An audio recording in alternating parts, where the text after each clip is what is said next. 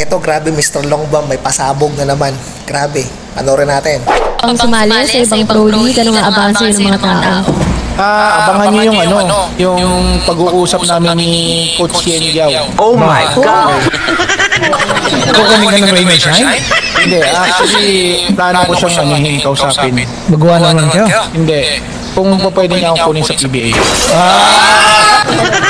Ang galing! Nakakawang Kukunin ni Coach Yen, mag-uusap sila. Bakla ka? Mr. Longbam, ito talaga yung fighting spirit mo. Ano yun? Coach Yen, para murahin ka lang. Nagmumura yun. Nagmumura ng player yun.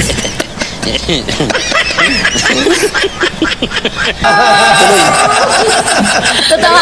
Coach Yen, Ano ka, Andra? Hindi kailangan na sa draft. Please ako. Hindi ba meron pa naman? Papadraft ka. Kasi ngayon, makatapos na yung season, may Mr. Longbam, sobrang sikat ka na. Huwag ka na sa PBA, masyadong malakas. Mumurahin ka lang ni Coach Yen, maniwala sa akin. Pero ito real talk Mr. Longbam mas magaling po yung tropa ko sa inyo mag-basketball, yung mga tropa ko sa Maligaya, Champaka. Kaya may kami, bantay gubat kami, katawag na depensang gubat Legit, real talk, Mr. Longbam. Hindi ka uubra doon. Tapos mag-PBA ka pa. Hindi ko alam po anong fighting spirit ng taong to. Saan ba nakukuha to? Sobrang famous talaga ng taong to. Nauuto rin minsan kasi sinasakyan ng mga vlogger Ay, naku, ewan.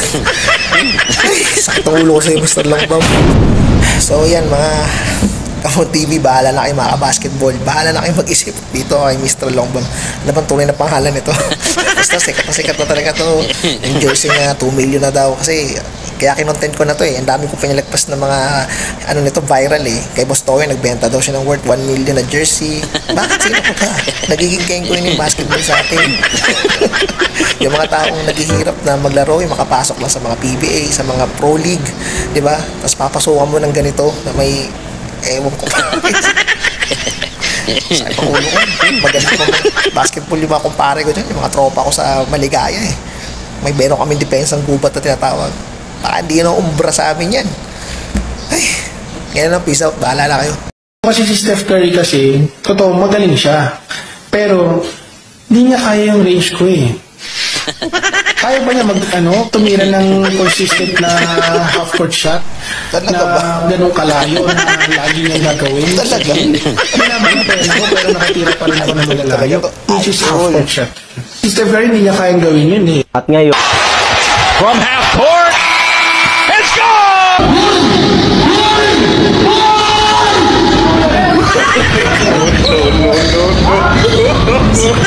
No.